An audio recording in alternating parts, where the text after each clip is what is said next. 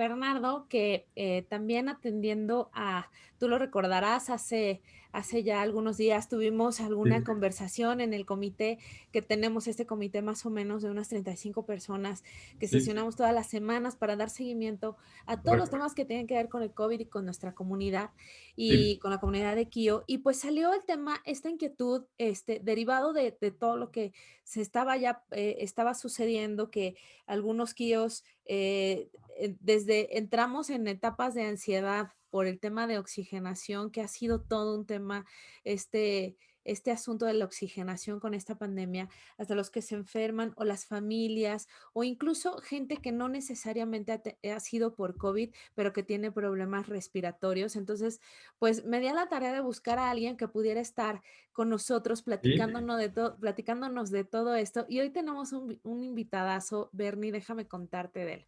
Él nació en la Ciudad de México. Desde niño y por la influencia de su padre, decidió dedicarse a la vocación y profesión de ser médico.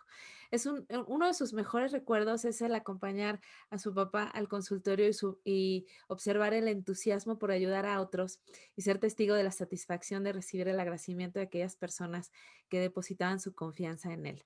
Ayudar a enfermos es el motor que alimenta su vida. Es médico cirujano graduado en la Universidad Nacional Autónoma de México, especialista en medicina de rehabilitación, avalado también por la UNAM, alta especialidad en medicina de rehabilitación pediátrica en el Instituto Nacional de Pediatría de la UNAM y en el Instituto Nacional de Enfermedades Respiratorias, y una maestría en ciencias médicas en la Universidad Nacional Autónoma de México. Es expresidente de la Asociación Mexicana de Rehabilitación Cardiovascular y Pulmonar, titular del curso de rehabilitación cardiopulmonar en la licenciatura de fisioterapia en la Facultad de Medicina de la UNAM y actualmente titular del curso de alta especialidad en medicina de rehabilitación pulmonar sí. pediátrica en el Instituto Nacional de Enfermedades Respiratorias. Así que, Bernie, por favor, demos la bienvenida al doctor Omar Baños. Omar, ¿cómo estás? Buenos días, qué gusto tenerte por acá. Muy buenos días, un honor para mí estar con ustedes, es para mí verdaderamente gratificante poder participar en su excelente medio y para mí pues dejar un mensaje claro y práctico a la audiencia, pues Gracias. será mi objetivo. Muchas gracias. Muchísimas Bienvenido. gracias, Omar. Y sabemos que andas A ocupadísimo, ustedes. Omar. Justamente estábamos antes del programa, él estaba dando los premios justamente a sus reconocimientos a sus Sí. alumnos. Entonces anda de allá para acá y te agradecemos de verdad que te estés tomando este espacio con nosotros. Y bueno, Al pues contrario, entrando en materia, Omar, sabemos que a diferencia de otras enfermedades, pues este COVID sí es un padecimiento con muchas variantes, tanto en el desarrollo del propio de la enfermedad como en síntomas, tratamientos y secuelas. Quisiera empezar en entender un poco cómo podemos, si somos vulnerables, y estoy hablando de en temas de salud, para estar alerta y cuidarnos, ¿cómo empezar? O sea, desde antes de que nos podamos enfermar, ¿qué podemos hacer para podernos cuidar? O sea, creo que la prevención es uno de los temas medulares en esto y en temas de oxigenación, respiración, etcétera. También seguramente nos podemos preparar. ¿Cómo podemos hacer? así es, ante la alta patogenicidad de este nuevo agente y viendo que día a día se reescriben todas las metodologías que van desde la prevención, el manejo del paciente ambulatorio sintomático, aquellos que son asintomáticos y no los detectamos, y así como los pacientes que requieren apoyo más avanzado, pues depende de la situación, depende de las condiciones en que nosotros podemos favorecer o generar alguna estrategia para poder prevenir que esto se nos convierta en una situación donde las complicaciones son muy difíciles de revertir. Entonces, lo ideal es que cada quien se analice y ahora sí que desde, yo me acuerdo que desde años y sobre todo, pues existen muchos programas que dicen cuídese desde tener familiares que tienen antecedentes de hipertensión, si tenemos factores de riesgo, sedentarismo, una dieta poco balanceada, mucho estrés, condiciones que van a favorecer que desarrollemos enfermedades crónicas como es hipertensión, diabetes mellitus, cardiopatías, procesos pulmonares asociados al tabaquismo. Estos factores de riesgo y dependiendo también de la edad, ¿no? También Hay niños que al nacer cursan con patología congénita y que va a dejar secuelas y que va a producir que su sistema respiratorio, su sistema cardiovascular tenga condiciones que se deben controlar constantemente, ¿no? Evaluaciones médicas que van a estar controlando que debido a la situación de nacimiento, pues tengan la habilidad o la predisposición a presentar enfermedades que en estos casos son más fácilmente que las desarrollen por estas desventajas asociadas a su enfermedad desde muy pequeños, congénita, alguna infección que dejó secuelas. Depende del escenario. Entonces, ahora es el momento adecuado en establecer cuáles son esos factores de riesgo a los que yo me expongo. Si soy sedentario y tengo familiares hipertensos, pues checar que yo no tenga predisposición a generar ese proceso de hipertensión, ese proceso de cardiopatía, empezar a mejorar mi dieta, ¿no? Como lo comentó la panelista previa, ¿no? A estabilizar y a regular y equilibrar una dieta más adecuada, ¿no? Que nos permita establecer pues condiciones para que evitemos desarrollar enfermedades relacionadas al sedentarismo, a dietas inadecuadas, dejar de fumar, empezar a ser activos físicamente, ¿no? Empezar a trabajar un protocolo de acondicionamiento muy mínimo que nos va a permitir que nuestro sistema cardiovascular mejore su reserva y pueda enfrentar mejor las enfermedades, ¿no? Entonces, ¿cómo prevenir ahora? Pues analizarnos, si tenemos ya una enfermedad establecida, pues controlarla a la perfección, evaluar la posibilidad de que una orientación médica me defina si estoy bien, si estoy estable, si no estoy presentando alteraciones que tal vez pasan inadvertidas, ¿no? Para mí. Y el médico me puede definir con algunos estudios, con un análisis más meticuloso si tengo condiciones que se pueden corregir con algún fármaco, algún ajuste a mis fármacos que ya estoy tomando, ¿no? Detectar alguna condición que nos esté generando esa predisposición. Por supuesto, ahora que no sabemos qué impacto tendrá esto a largo plazo, considero que el aislamiento, lamentablemente el aislamiento social, la sana distancia, si no puedo evitar ir al trabajo y exponerme al transporte público, pues llevar mi cubrebocas, ¿no? Por lo menos eso va a evitar que si yo estoy contagiado asintomático pueda exponer a otras personas y pues si otras personas están contagiadas me va a proteger un poco para prevenir que yo aspire secreciones que tienen, que me pueden generar el contagio. Traer mi gel alcohol y cada que toco alguna superficie, pues lavarme de inmediato, ¿no? Cambiarme de ropa ropa externa cuando llego a mi casa, porque también la ropa se contamina. Ahora sí que evitar saludar de mano, evitar abrazos. Lamentablemente ahorita el evitar el contacto humano es esencialmente la medida más adecuada. Sí, más adecuada, pero Muy como bien. dices, yo creo que esta parte de hacer un picture, tomar una fotografía de cómo estamos y si tenemos alguna Sí, afección, atenderla inmediatamente, ¿no, Bernie? sí. Sí, sí, muy bien, muy interesante todo esto, Mar. Yo te quería preguntar, digo, hablando en específico del tema pulmonar, que es tu especialidad, y esto siendo una enfermedad respiratoria, ¿qué medidas preventivas podemos tener las personas, específicamente, por ejemplo, con la dieta, o si es aquí recomendable algún tipo de vitamina o consumir algún producto que pueda, digamos, el sistema respiratorio tenerlo un poco más fuerte? Y hacer frente a todas las enfermedades de la temporada como influenza, las gripas tradicionales y por supuesto el COVID, ¿no? Por supuesto, ¿no? Un paciente que ya se sabe con alguna patología respiratoria, normalmente las dividimos en dos, patología restrictiva o patología obstructiva, o las dos, ¿no? Las dos condiciones. Ambos escenarios tienen muchísimas causas. Sí, Ambos escenarios tienen muchísimas causas. Ahora, aquí la situación es definir la causa, definir qué provocó que el paciente tenga esta desventaja a nivel de sistema respiratorio. Hay pacientes que requieren oxígeno crónico durante muchos años y bueno, con esa situación es adecuado porque el oxígeno va a estabilizar la capacidad de su metabolismo para poder seguir generando pues que los órganos tengan la suficiente energía para seguir realizando su función, ¿no? ok. Entonces, en los pacientes que requieren oxígeno, la dosis que necesitan, porque a veces no nada más hay pacientes que lo usan solamente para dormir o para hacer ejercicio, hay pacientes que requieren oxígeno prácticamente todo el día, Todo el depende depende del escenario, depende de la condición que genera o que está promoviendo pues el desfase a nivel de sistema respiratorio. Otros pacientes no nada más tienen problemas pulmonares, sino también cardiovasculares, tienen los dos problemas juntos, dos Sí. condiciones que tenemos que controlar desde el punto de vista. Entonces son pacientes que requieren medicamentos para controlar la frecuencia cardíaca, para controlar la presión arterial, para favorecer que el corazón no se sobrecargue de esfuerzo, porque un pulmón que no oxigena el organismo, pues genera que un corazón se force para poder compensar ese desfase, ¿no? Entonces, depende del escenario. Lo ideal es una dieta, por ejemplo, un paciente que tiene enfermedad pulmonar obstructiva crónica, pues le damos una dieta que le permite pues no retener dióxido de carbono. Hay dietas que favorecen evitar que el paciente retenga dióxido de carbono, porque, por ejemplo, el pulmón es el encargado de estabilizar condiciones metabólicas ¿Cómo que asociadas sería un a ejemplo? estabilizar este gas. Perdón, Omar, ¿cómo que sería un ejemplo de esa dieta? O sea, ¿qué comer o qué no comer?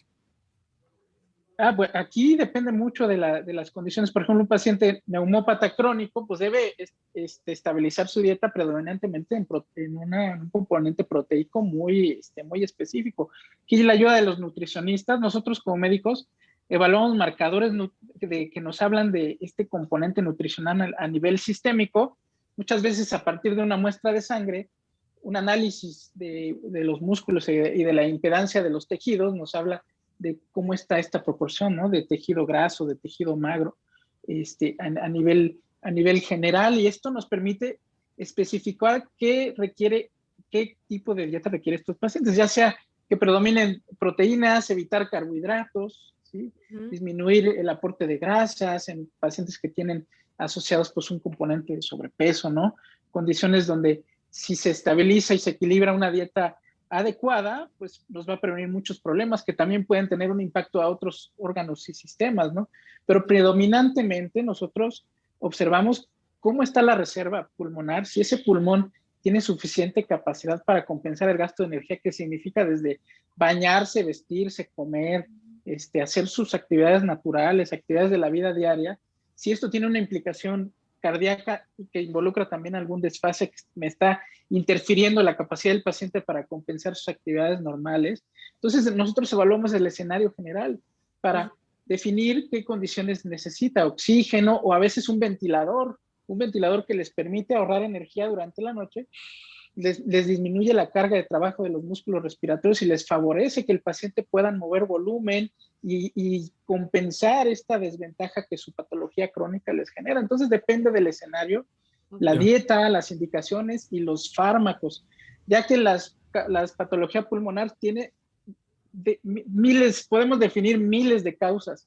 Aunque cada paciente aunque tenga yo 2 pacientes con el mismo diagnóstico, cada uno debe de tratarse de forma muy distinta. Claro. O sea, cada paciente es un mundo. Entonces, todo depende de una evaluación muy asertiva. Y no a todos les vamos a mandar oxígeno, ¿sí? Tiene todo el sentido cuando te dicen, oye, no comas carbohidratos o evita los carbohidratos, sí, porque son exactamente. inflamatorios y de por sí ya los pulmones. Proinflamatorios favorecen retención de CO2, sí. Exactamente, entonces causan más inflamación. Omar, hablando específicamente en los casos de COVID, vamos a suponer, sí. toco madera, yo ya tengo COVID, sí. y en este momento, o sea, es una suposición, muchachos, no tengo COVID, o sea, pero vamos a suponer que yo ya tengo COVID, por eso toco madera, y necesito oxígeno. Además del oxígeno, ¿qué cosas puedo hacer en casa muy específicas, muy particulares, que puedan ayudar a mis pulmones para no entrar en una etapa grave de oxigenación? O sea, si de entrada te dicen COVID y te da esta ansiedad que se te va el aire, y ahí, pum, baja la oxigenación, nada más de la noticia. Entonces, ¿qué puedo hacer si ya me diagnosticaron para hacer ejercicios en casa? O sea, hasta nos han dicho inflaglobos, el ejercicio normal de hacer, pero ¿qué otras actividades podemos hacer incluso tomando ya oxígeno? Así es, esto es un aspecto muy importante, ya que el tipo de ejercicio, como yo comentaba, pues cualquier ejercicio, cualquier actividad va a incrementar el gasto de energía. Aunque sea inflar globos, aunque sea soplar en un vaso con agua, con un popote, ¿sí? Hacer burbujitas en un vasito con agua. Cualquier actividad que involucre algún tipo de ejercicio dirigido a expandir los pulmones, pues va a generar un gasto de energía. Son músculos, los músculos respiratorios que van a generar que compensemos esos esfuerzos, es un gasto de energía. Entonces, el primer punto es verificar si el paciente no tiene una desventaja tan profunda que le impida compensar un gasto de energía tan mínimo como es simplemente estar en reposo.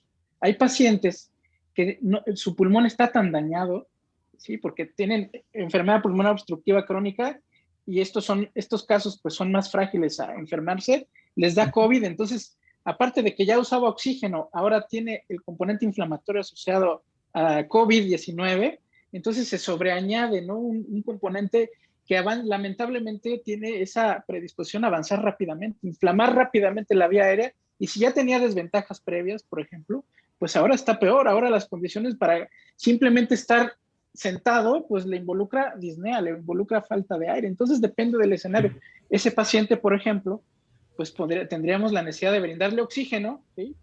¿Y qué le vamos a sugerir? Bueno, reposo, ¿no? Ahorita usted no puede hacer ejercicio, que yo me ponga a decirle, póngase a hacer ejercicios de reclutamiento de volumen para que expanda esos alvéolos y no se colapsen. Tal vez ahí ya es un escenario que ya no es viable. ¿Por qué? Porque el gasto de energía es tan brutal y no tiene reserva que lo voy a exponer a un deterioro. Entonces depende mucho de las condiciones. Un escenario de un paciente que no tiene problema, ¿no? Que es la mayoría, no tiene problema pulmonar cardíaco, tengo un poco de fiebre y empiezo con un poco de fiebre, me falta, no tengo olfato, bueno, ya me hago la prueba COVID. Bueno, ahí sí se puede prescribir protocolos de terapia respiratoria dirigidos a ejercicios que van a favorecer la expansión pulmonar.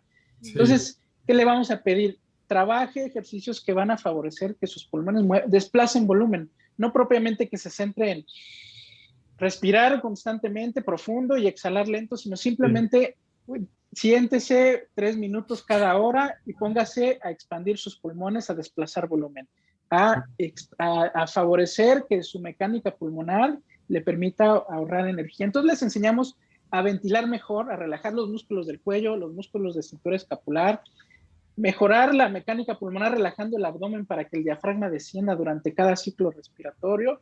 Se llaman patrones diafragmáticos estos ejercicios que favorecen que el diafragma tenga mejor desplazamiento, y les enseñamos a exhalar bien. Así es tan importante inspirar y reclutar volumen como exhalar adecuadamente todo ese volumen y desplazarlo. ¿Por qué? Porque el siguiente ciclo respiratorio va a ser con mayor eficiencia. Y les enseñamos también a regular los síntomas respiratorios con la actividad, a exhalar por cada 3 pasos, se detiene, respira, otros 3 pasos exhalando, ¿sí? Para no gastar tanta energía, para no promover que los músculos posturales interfieran con los músculos de mecánica pulmonar. Entonces es un ejercicio que se debe hacer vía remota, por videollamada, es fácil, pero siempre debe ser evaluado detalladamente si es que el paciente tiene alguna condición de riesgo por enfermedades previas. Me gustaría preguntarte, hay aquí gente que nos está haciendo algunas preguntas interesantes. Nos está preguntando Luis Aguirre si conoces el producto y lo recomiendas, que se llama Cleverin, que sí es confiable. Cleverin, si me pueden ampliar un poco de qué se trata, no lo ubico. Ok. Mira, también nos están preguntando si todavía es recomendable que cosas que llevamos a la casa, como es el súper, la despensa que se compra, si la tenemos que seguir lavando y desinfectando.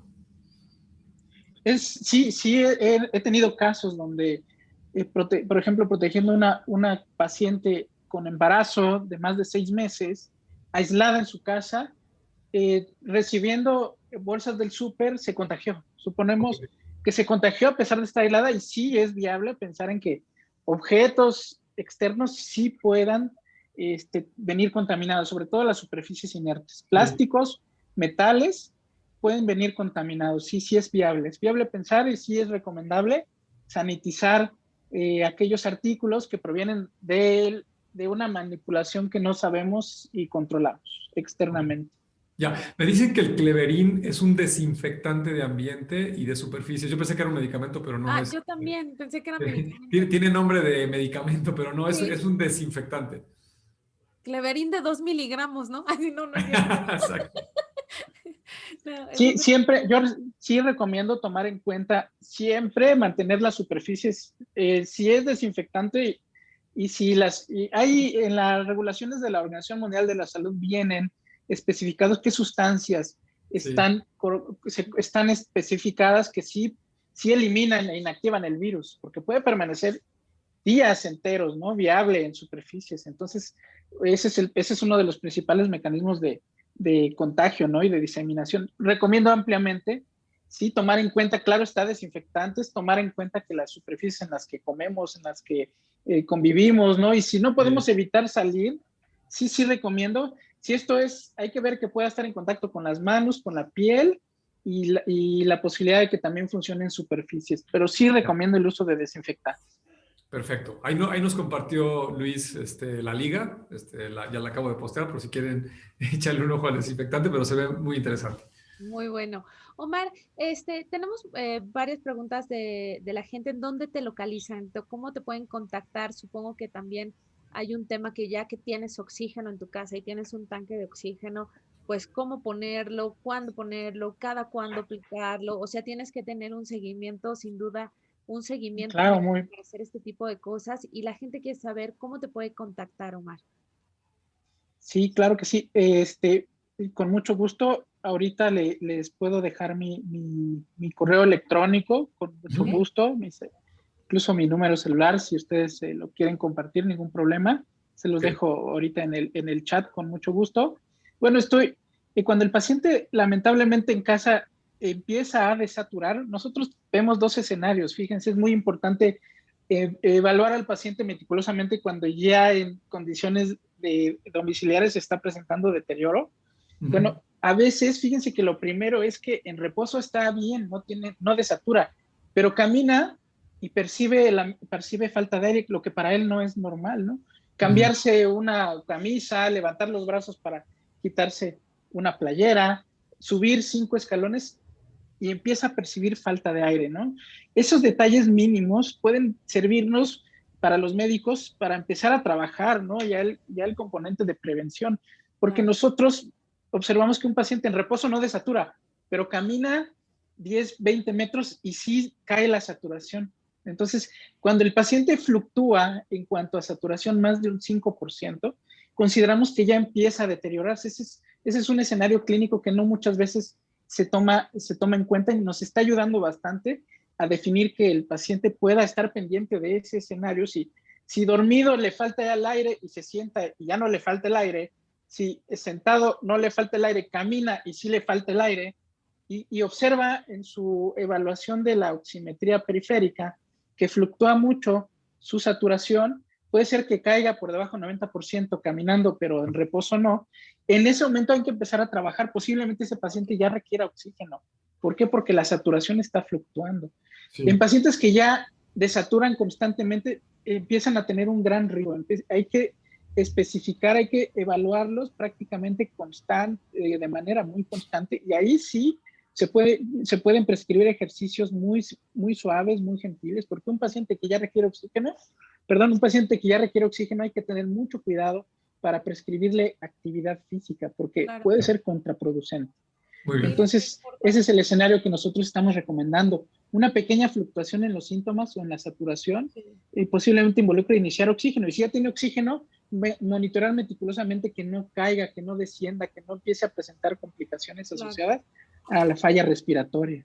Pues mira qué importante, o la mayoría de las personas habríamos pensado que, bueno, ya cuando de plano no puedes respirar, pues habla del doctor, ¿no? Y ese es el error porque No, llegan muy no, graves sí, al hospital y exacto. ya es muy difícil esa recuperación. Omar, te agradecemos muchísimo este tiempo que has estado con nosotros. Seguimos teniendo preguntas. La buena Gracias. noticia, chavos, es que Omar se queda un ratito con nosotros a Sí. contestarles en el chat las preguntas y en el Q&A. Claro, Así que ¿cómo si les puedo dejar mis datos en el chat? ¿Les En pongo el mis chat, en datos? el chat en lo el puedes chat. poner y ahí Perfecto. también están poniendo las preguntas. También puedes interactuar con toda la audiencia que está esta mañana aquí escuchándonos. En el chat y en el Q&A tienes preguntas, así que Omar va a estar un ratito contestando. Y muchísimas gracias, Omar, por tu tiempo. A Súper sus valiosa órdenes, muchas información. gracias.